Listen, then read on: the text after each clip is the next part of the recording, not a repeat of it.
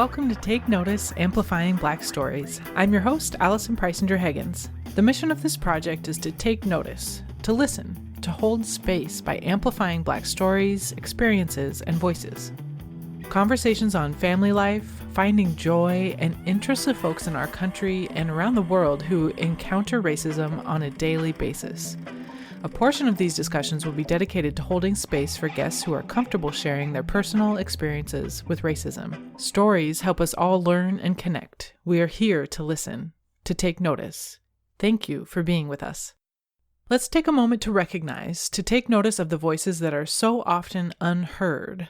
Land acknowledgement statements are an important part of honoring those whose land we now live and work on. I have chosen to begin each episode this way to spark ideas and keep these conversations in the front of our minds so that we may learn how to do better.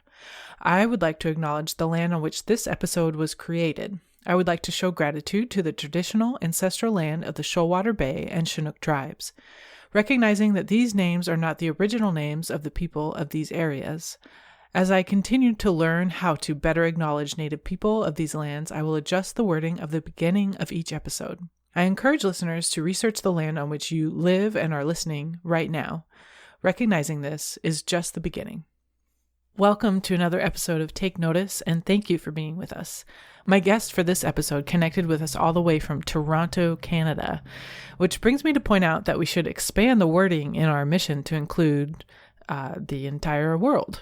Instead of just this country, when we talk about people of color and Black people being confronted with racism on a daily basis. Something we will take a look at, and I did kind of adjust for this episode's mission statement that I read just a moment ago. My guest for this episode is a deeply talented storyteller, musician, and all-around human. She goes by many names, but prefers Sistah. And I apologize, Sistah, that I pronounced your name incorrectly at least once in our conversation. Not Sistah, but Loyce. So apologies. Our conversation went so long that I had to cut a section out to share with you for a later special episode. Most of our time together was my absorbing Sistah's wisdom and stories, which I could have done for even longer than we did. She shares a poem in the middle of our conversation that I could listen to over and over. So much truth weaved together in just a few minutes. And so I'm excited for you all to hear that. Sistah was born in Trinidad, lived in the Caribbean and in the UK as a child. She has lived in Canada since she was 8 years old. Reverend Kelly Addison of KGL TV near Toronto, Canada, calls her a national treasure, and those who are lucky enough to spend time in the presence of the wise and wonderful Sistah Lois would heartily agree. Known for decades in Toronto for her strong voice, both when she rises it in song and when she speaks out as an activist and artist. Sistah Lois awakens, inspires, motivates, educates, entertains, and energizes audiences. I want to give you all a quick heads up that we struggled a bit with technology for this episode, so thanks for bearing with us on the sound quality. I appreciate you listening, and I know you're going to enjoy this episode. Sistah Lois is definitely a treasure. I think we worked it out enough for a very enjoyable listen. So thanks for being here. Please enjoy my conversation with Sistah. Take Notice would like to take the time to acknowledge Black-owned businesses, organizations, and artists. If you have a suggestion of who we should highlight during our episodes, please find us on social media or visit our website. Black Mamas Matter Alliance is a Black women-led cross-sectoral alliance. They center Black mamas to advocate, drive research, build power, and shift culture for Black maternal health, rights, and justice. Their goals include changes in policy, cultivating research, advanced care for Black mamas, and to shift culture by redirecting and reframing the conversation on Black maternal health and amplifying the voices of Black mothers. To learn more and support, please visit blackmamasmatter.org. How do you prefer to be? Sistah. Sistah Lois? Or just Sistah? No, Sistah. Sistah Lois. Lois is actually pronounced Loyce. Oh, okay. Loyce. Yeah. So you could say Loyce. Just call me by my first name, like my granny called me, but nobody ever calls me Loyce. But a lot of people just call me Sistah. Got it. And I have a lot of pseudonyms because I do a variety of styles of work in different communities. And pseudonyms and sobriquets become part of that positioning, you know? Mm-hmm. So you might be walking with me down a street and think you and I are really close and you know my name. And at least 5 different people will go by and call me 5 different things. And you'll be like, thought I knew you. Right. It's like that. It's like that.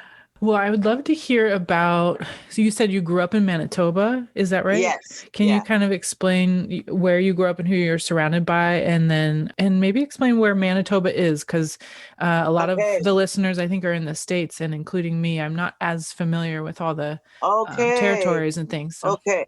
All right. So you're in Washington.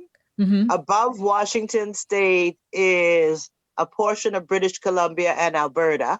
Above the Dakotas and Montana is Saskatchewan, Manitoba.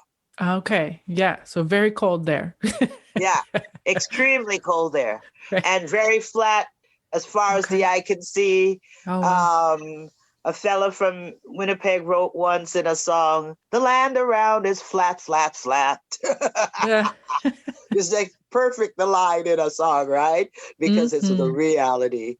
It's the bump that, you know, if you blink, you wouldn't see it. That's how we felt back then. But now that I've been away for years and I get a chance to go back to do different work, I'm like, this was okay.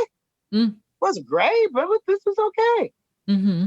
Now, the story, who was I surrounded by? Oh, I had lots of family, lots and lots and lots and lots and lots of family, aunts, cousins, and some cousins that were so much older than me in years that I call them aunt and uncle.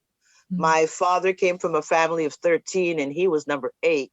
So by the time he came along, there were kids of number 2 and 3 and you understand, that Mm-hmm. were his age or older. Mm. And I know I just recently in November buried an aunt who was the 13th of the 13. Oh, wow. Mm. And she was the same age as one of her older sister's daughters, who I've always called auntie because she's like got so many years on me. Mm. But she was really a cousin. Mm-hmm. You understand? But Yeah. it's the years, right? Mm-hmm. So yeah, I had a lot of family, extended family on the prairies. Before we knew about Blackness, we called each other Sarah's children. And so if you see another Sarah child coming up the street, coming down the street for however far, you're crossing the street to wave at them, to nod at them, to engage them, find out who they might be related to. You might know because they could be from the Loyalist people that came up from Alberta, or they could be Nova Scotia people, or they could be, you know, someone from Barbados or whatever, who might know somebody who knows somebody who knows somebody. So the idea of us being like a tribe was something I kind of grew up with. I'm going to segue for a second and come back. Mm-hmm. So much so that when my son and I first came to Ontario, our first walk out, we saw a person of color walking towards us, and we had our smiles all at the ready as we were getting closer. And that person reached out and punched my son right in the neck. Oh, no. And just kept walking. And we both were so like culture shocked. We were like, oh my welcome God. to Ontario? Wow. My God. Oh, Right? oh. And we was like, I guess the whole Sarah child thing is not really here, boy. Oh, Right? wow. So, I mean, we found out later that neighborhood was the neighborhood close to where the Canadian Mental Health Association had their building. So it might have been a mad person. I don't know. We don't know. Oh, But it was man. still a shock. No Right? kidding. It was like Wow. a huge shock while you have your smiles and your greetings and your heart all are ready to meet somebody. And then, woo. Oof, Right? man. So anyhow, back to Winnipeg, yeah. Mm-hmm. So yeah, in Winnipeg, we had family not just in Winnipeg. Like I still have people all the way out, all BC, Chilliwack, Abbotsford, Aberfoyle, Vancouver, Victoria, the island, all the way through Red Deer, Edmonton, I have a cousin that's working in Fort McMurray right now. We're all the way down. I have cousins still in Saskatoon and Regina and little small towns on the outskirts of Winnipeg. And then, of course, Winnipeg. And I'm over here, but that used to be a one-off thing, but not anymore. Now I have people in Milton and Kenora and all over Ontario. So yeah, we've really kind of moved around my family. And as I told you, it was a very large clan on my dad's side and fairly large, although only 4 on my mother's side, but her baby sister had like 6 or something, or 7. And so they all had kids. So yeah, we're fairly large. Like people laugh at me because on Facebook or what's the other thing? IG, social media. People will send me things and I'll always be saying, thanks, baby cuz. And people are like, how many baby cousins do you have? I'd be like, you'd be surprised. Yeah. And because of it, in Manitoba, I was there to watch things change, or even long after I left, things finally changed so that the first Black policeman or the first Black female policeman or the first Black female coroner that they have right now, all those people were people who I used to braid their hair every Sunday when they were little kids. Their parents would bring them to my mom's house. So it was like, I knew you as babies and now you're like these people, you know what I mean? In isolated places, the way racism works and how long it takes for people to break through. And so I often think about the things I didn't get, but I feel that, but you were a pioneer too, because just your being there and being present and doing the few things you did do made it possible for them to be the first of. Yeah, absolutely. And so they may not tell me that, and I'm not looking for anyone to thank me. It's just an observation. It's just that anyone who took the lashes first, the first blows, will be the ones who may oftentimes go unnoticed. But you're not taking the first blows for gratitude. You're taking it because it's something that just has to be done. Someone has to break down barriers. Someone has to force doors open and keep their foot in it, Yeah. So I was surrounded by all kinds of people. I wanted to tell you a particular story about my love of music. Yeah. I still love music and I still play the piano, and our family, my dad didn't purchase a piano for our family till I was almost 15. But from about age 8, maybe 8, 9, in the little school that I was going to, piano was taught as an extracurricular activity and only to the chosen few who maybe their parents might have paid some something, who knows. But there was a young woman who I guess realized that I had an interest. And I think the first couple times she did it, she didn't know she was breaking a rule. Well, she knew she was breaking a rule, but she didn't know how much trouble she was getting in. But recess time, when it was recess time for my age group, she, a few years older than me, I think I was in maybe grade 3 and she was in grade 9, She was one of the few young women that taught the piano lessons. And they would teach those piano lessons at a piano in the auditorium that was pushed up against the bottom of the stage. And you know what a school auditorium looks like, On the back side of that auditorium, how you get into the stage, like from the little green room, there was a door that went outside right to the playground. So sometimes, if she remembered, she would unlock the lock, which means that while everyone's playing and swinging and sliding and doing whatever, if I touch that knob and it gives, I just got to put my body in and lock it quickly behind me and hope nobody saw me. Then I would tiptoe up the stage, lay on my belly, and between the curtain and the edge of the stage, looking down on the back of the piano so that the fingers are going in the opposite direction, right? I'm seeing all backwards. I'm paying attention to the lessons she's giving to the kids who were taking piano lessons. And I did that 9, 10, 11, 12.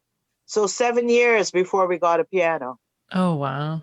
And when we did get a piano, I was able to teach myself because Because it's where it started, but everywhere I saw a piano player, I observed. I was always watching and trying to pick up. But that was where I was hearing a lot of the stuff explained because she was giving a piano lesson.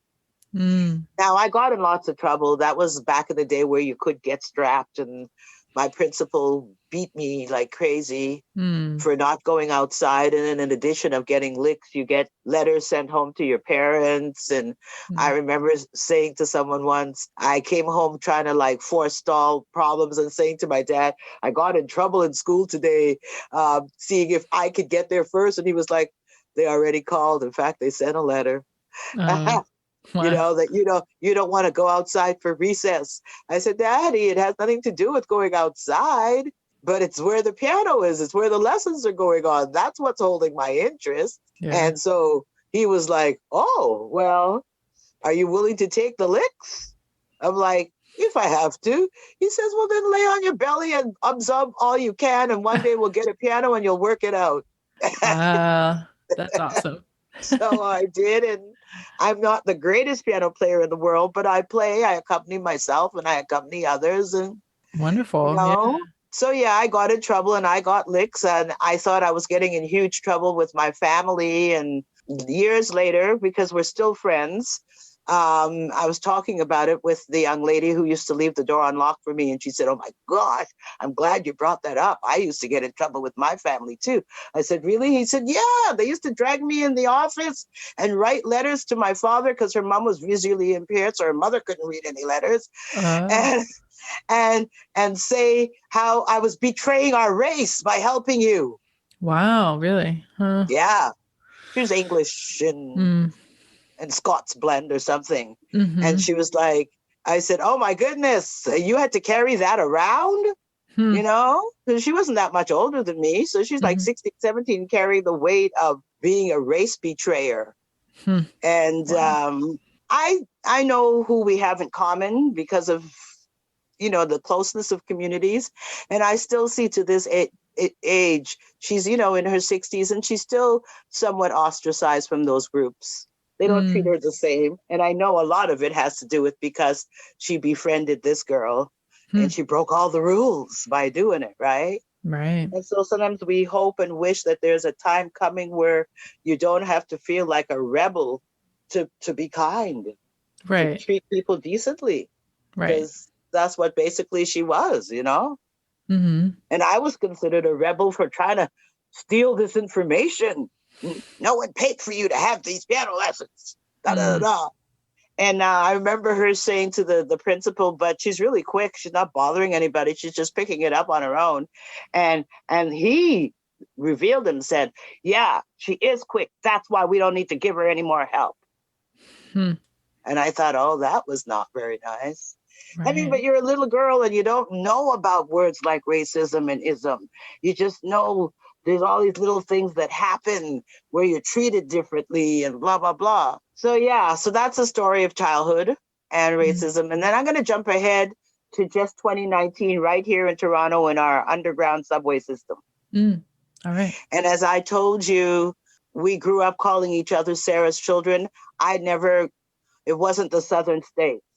The N-word was not a word that outside of reading Huck Finn and Tom Sawyer and whatnot, it wasn't something that was used. It might have been amongst like ballers, football players and basketball players with an A. I think I might have heard it occasionally, but until certain kind of music changed, I really never heard it. And when it was referred to in conversation, because our indigenous people on the prairies were called the natives, every time I heard the N-word, I thought they were talking about the natives. I was a little girl and I was going by the treatment thing, the way the N-word people got treated in the States. I saw the pictures. I saw being hosed down from fire hydrants and beaten, smashed up in the 60s and whatnot. And so you're a little girl, you're getting ideas and pictures mixed up with information. And the people who were getting that really roughneck treatment that I could see on the prairies were the indigenous people. So I was thinking the N-word was for the natives, because that's an N-word too. And I don't think I even was sure that I thought that. I think it's one of those things you just take for granted, and you never talk it out with anyone. It's just information you have in your head. But I remember in the 80s, I think it was 89, my son and I got here in 88. He got here a little bit later in 89. When he first started school here, he came home one day crying and said, "Mom!" Like, he really pissed off, like not sad, but kind of like, why didn't you tell me? I'd betrayed him in some way by not telling him that we were. I said, but we're not. Oh, no, we are. That's what all the Black girls at school told me. Right? And I said, maybe it's just like an urban term, and because we were living on the prairies, which is kind of rural, and, you know, maybe we just don't get how they use it here. But I said, I don't think that's us. I don't think it's a word you want to attach yourself to. And I don't think I remember him ever, outside of the occasional certain music that had it in it, I don't think I ever heard him say it. Right? Yeah. So it's not something that was used by us or by people we knew or loved. Right? So imagine my shock when in October 2019, I think I'm the only one on the elevator going down to the trains. And I only recognize there's someone behind me when I hear "you effing," and of course, bitch and slut and whore and every kind of word that you can say about women. Right? And he kept saying nigger, nigger, nigger, nigger, nigger, in between everything, over, nigger this, nigger that, that, constantly. But the gist of the whole thing, outside of the words, was that how sorry he was that we weren't in the US of A. First he said Detroit, or maybe even New York, because he could pull out a gun right here, bam, smash, blam, and shoot me down and no one would care or mourn my death. And he could just step over me and go about his business. And I don't know how far it was from the first floor to the trains, but it felt like forever. Man. And I had my back turned to him, but it was like his spit was going by me and onto the glass, right? Just, And at the same time that all that was happening, my only thing I could get out, I was so verklempt and just so, I hummed,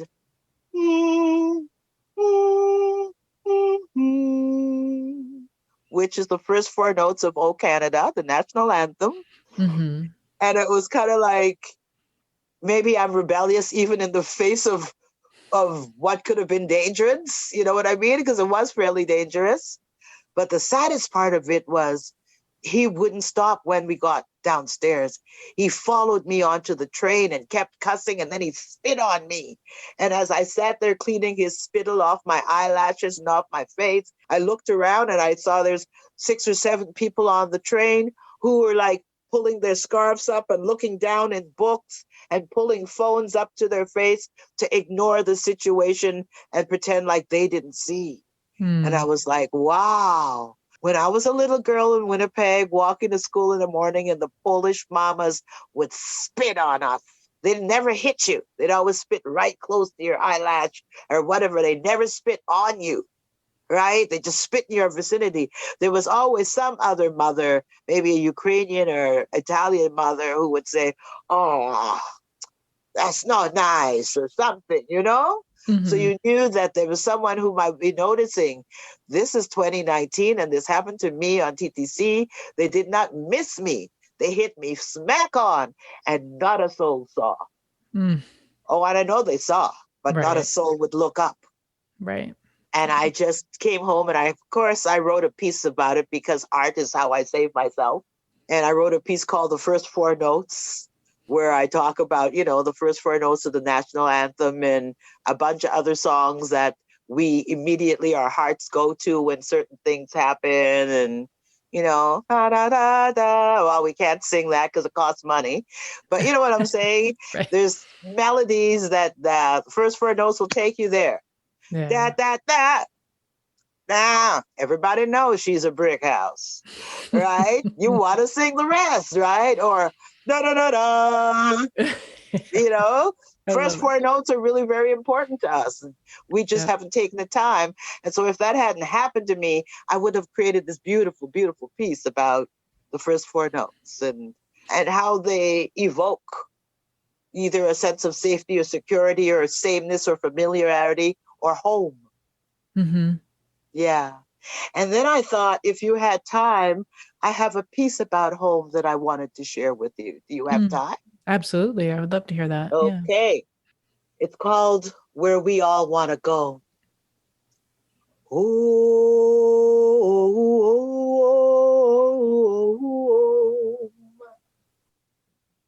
we want to go home. Oh,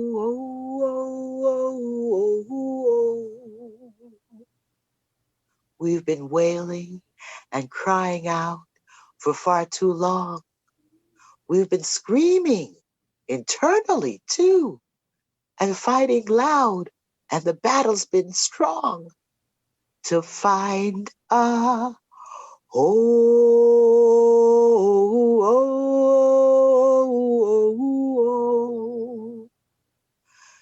We feel we need to belong.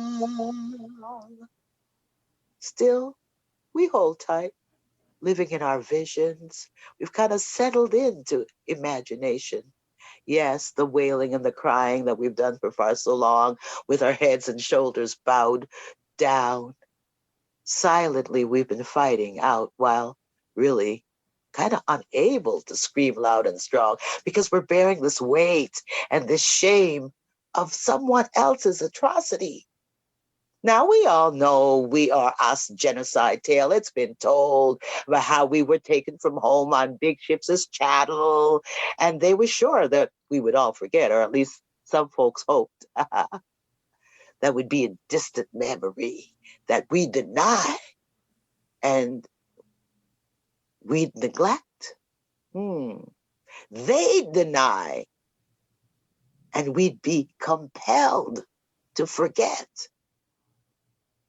While we would be filling up on all these new gods and the new kings and these books, Korans and Torahs and Bibles, and all our ancestralized spirits were abandoned because now we've learned holier words like fucking goddamn. Heritage of self-determination, self-respect, and self-reliance. Wow, once we were free in a state in nature, but now it's all been replaced by this thing called golden rules. So willingly we swallow all of that bamboozle, the Franken-Duppian death culture, or worse, we learn to turn our every other cheek. So complacent to be girl and boy toys and tools of someone else's trade. Nevertheless, our inner selves always recollected. Come on, you can't tell me you forgot. You've got DNA proof. That's what documents from whence we all descended while we were being taught amongst ourselves to fuss and fret and fight against Africa as a continent. Refer to it as Africa, a throwaway country. No, honey, it's 60 plus countries. First we feared it, then we rejected it for more tangible delusions and the dreams. So now we're caught up in this new thing. It's a new blackness. It's a Black Lives Matterness for this generation. We're trying to strive to settle in a stranger's space, fighting each other for a stolen land, knowing we all once had land to call our own. And then you watch how the people that are indigenous to this place aren't treated any better. In fact, they are more of an outcast in the race. And even I, as a recent immigrant, we can find a hustle. We can find some scam along the way until the reality of the native raping sinks in and it all comes to light. And we realize we are caught up where they'd been killed off and robbed, we were brought up to fill a dead Indian's place, to help carry someone else's waste, and to make haste as we race to climb somebody else's ladder, and to keep pace with a rhythm that's not anything like our own. Because now it's money. Money is the god. We got the bling bling. We got possessions. That's the new motherland. Wow. And the complexity of the complicity of our emotions that are evoked. When we hear people say, why don't y'all just go back home? We wish we could. You see, we always knew where home was. I walk in my home. My heavens are my home. So I know where my words are coming from. I hope you know where you're coming from. Oh, people talk about we're marching to Mount Zion. Well, some of us might be, but Mount Zion isn't where I'm heading. You see, Mount Zion isn't even someplace I'm planning to go. Mount Zion, my mountain, is where I have to dwell each and every day. That's home for me. So each time that I allow my heart to look only as Africa, as El Kebulan, as my motherland, every time I can see, well, it's got all these possibilities. In fact, in this black skin, my possibilities are endless. I have the Eve gene. I can bring every possible kind of child onto the planet.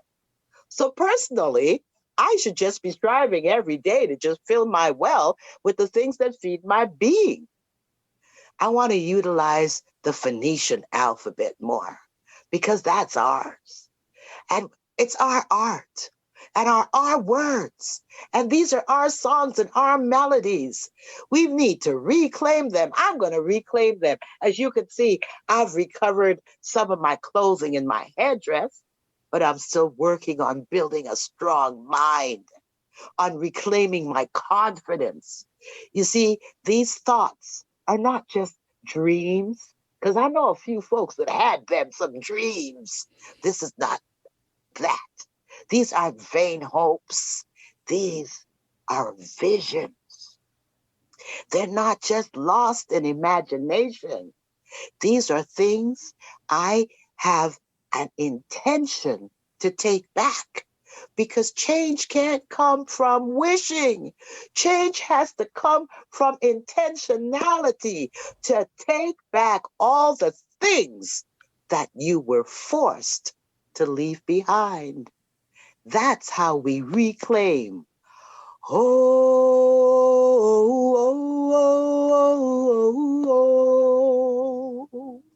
that's where we want to go.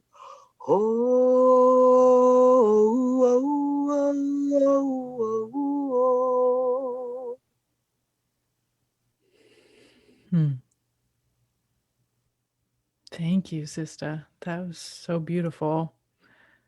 Ooh, taking it in. It's heavy. And yet it's light, too. Oh, yeah. It's heavy and it's light. There's laughter so in much. it. Yeah. Oh, it's so. But if we couldn't laugh, we'd be crying all the time. Come on. Though I heard a comedian the other day say something about, you don't have to ask Black people how they feel. They created the blues. There's a whole genre of music that tells you exactly how we feel it. Sure enough. Yeah. Oh, wow. Oh, that's so beautiful. Is that a new piece for you, or is it somewhere? No, but it's a timely piece. Mm-hmm. I'm forever writing. Yeah. And I just recently received a theater projects grant from the Ontario Arts Council. Mm-hmm. And it was something that I took so long to apply for because I didn't know, I came to art late in life, even though I came to art early in life. Mm-hmm. The first part of my life was all about singing for Jesus. And then I came away from that and I started doing very non-people things. I'm a machinist and a heavy-duty diesel equipment mechanic by trade. Okay. So I only worked with machines for a very long time and just left people at the side. And then when I got fairly damaged at work, I fell back into music. And while singing music, acting doors opened for me because my voice could be used to do a variety of things. Mm-hmm. And I'm very grateful for that avenue. But what it's also done and revealed to me is that sometimes old people see you and you think they're joking and talking and silliness and you ignore them. There's a well-known Jamaican poet by the name of Louise Cloverly Bennett who really made patois popular by taking it to the world in her books and her stories and telling people patois is a language, it's English. You know, it's not some sort of little derivative. I had opportunity to meet her once, actually more than once, but this particular time was the very first time we met. And I had volunteered at this event just because I wanted to get to see her. And so I volunteered to do childcare because I knew she'd be doing stories with the kids. And I don't mind sitting on the floor with some children. Well, it became my job to get them to when she was trying to come tell the stories. And somehow in that process, I guess I must have revealed something about myself because she leaned over once she found her sitting spot and she said, "Are you a storyteller?" And I said, "No, I'm not." She said, "Oh, yes, you are." I said, "Oh, really?" She said, "Yeah." She said, "One day they'll be calling you Trini Lou." Well, before she said that, she said, "What's your name?" And I went to tell her my name, and she went like this, as if to say, "Don't bother to tell me your name, because one day they'll call you Trini Lou." Because she was Miss Lou, right? So, and from Jamaica Lou. So she thought Trinidadian Lou. So I said, "How did you know I was Trinidadian?" Because at that time, I didn't think I had any accent, right? I was recently from the prairies. She said, "Oh, I got it. I could hear it in you." I said, "Really? So I have some?" She said, "Oh, yeah, it's there. It's there." And she went on to do what she came here to do. And just October last year, there was a family who owned a restaurant in the city who would also volunteer at this event, and they were serving food. So when Miss Lou made this statement to me, there were only two adults there, these two elders that were serving the food, heard her say that to me. And for years, every time I'd go into their restaurant or even call for something, if I wanted to make an order and the person was just not like getting what I was trying to say, I'd like, "Just tell them it's Trini Lou." Or I'd be like, walk in the door and they'd all go, "Trini Lou," and they'd wave at me.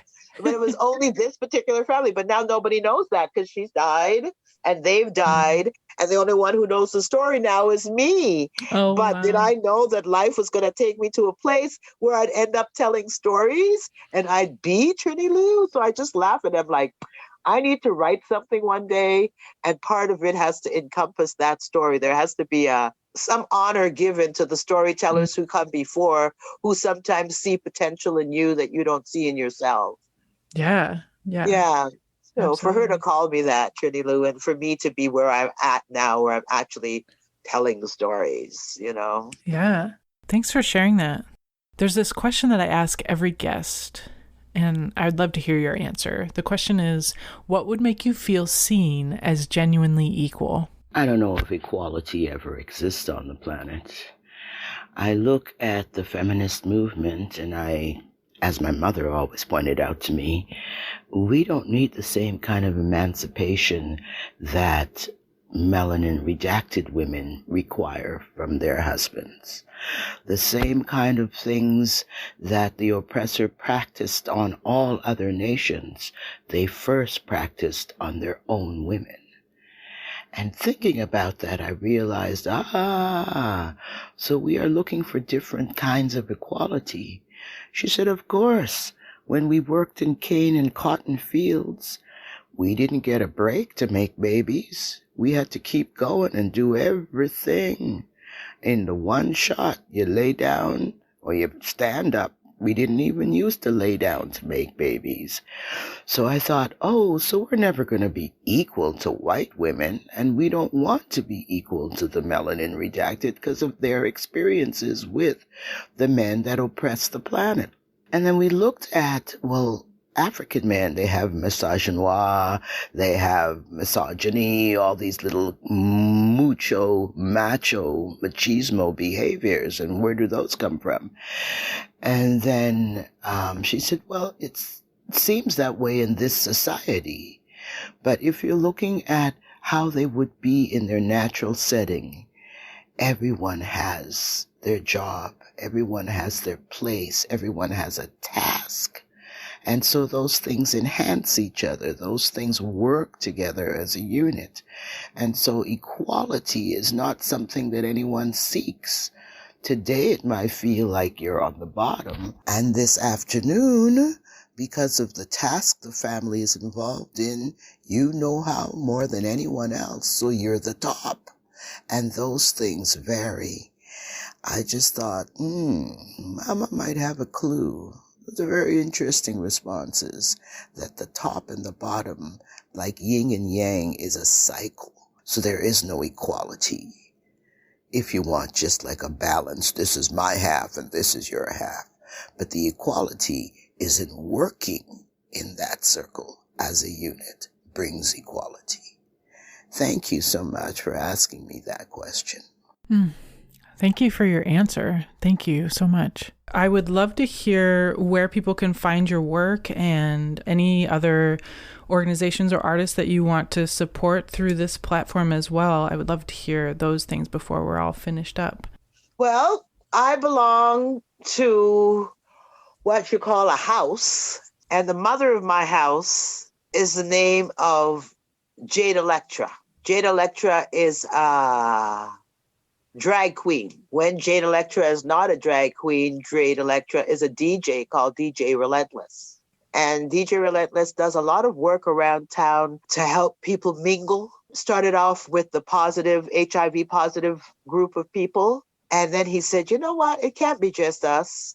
Like, more people are in this struggle trying to work to bring people to another level of understanding and to build community. So I want to throw out a hail up. The people should check out the music of Jade Electra and DJ Relentless, someone I love. I want to throw out M. Dorbessie Phillip, a playwright.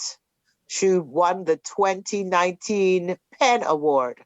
So you can Google her. I want to throw out a big up to my grandchildren in Australia, because you may not recognize, because of the distance, how much you're loved and how much I want nothing but good things, and I want you all to win and to do the best. So I always want to throw love out in their direction. To my son, wherever he is at this time, I want him to know he's always loved. About myself, I have several YouTube stations. YouTube Black Sash, Sistah Lois. Once you're in there, it'll let you know about Sistah New Vision and Sistah Omni Love Diva, which are my other stations. So you'll find them there. On IG, Instagram, I'm under Sistah Afrikan. And on Facebook, it's Sistah Lois. 2 separate words. Lois is Lois. Sistah with an H. And where else can you find me? I have a few little things. I'm forever writing and creating and putting things up somewhere.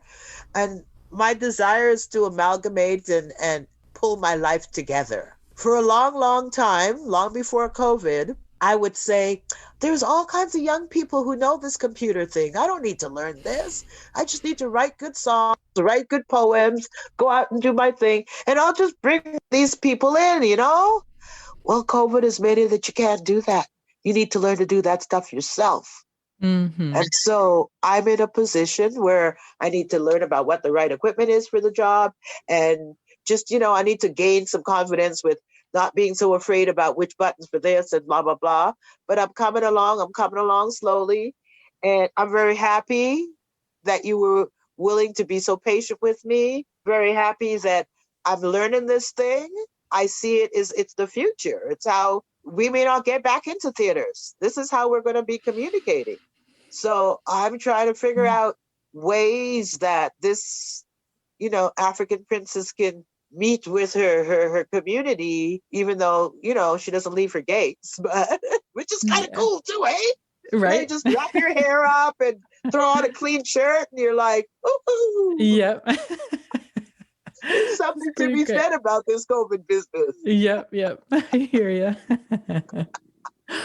Oh, thank you so much for joining me and being and sharing your stories and your wisdom and your life for this project and for Take Notice. I definitely want to stay connected and maybe get some more stories recorded of yours Oh, in it'd the be future. lovely. That would be wonderful. And also, I would love to help you figure out your tech stuff as well. So That'd be just great. stay connected. Let me know if I can help in any way. And I love the Yeah. name, Taking Notice. Mm, We need to be seen. Everyone wants to be seen. And the greatest fear is to die in obscurity.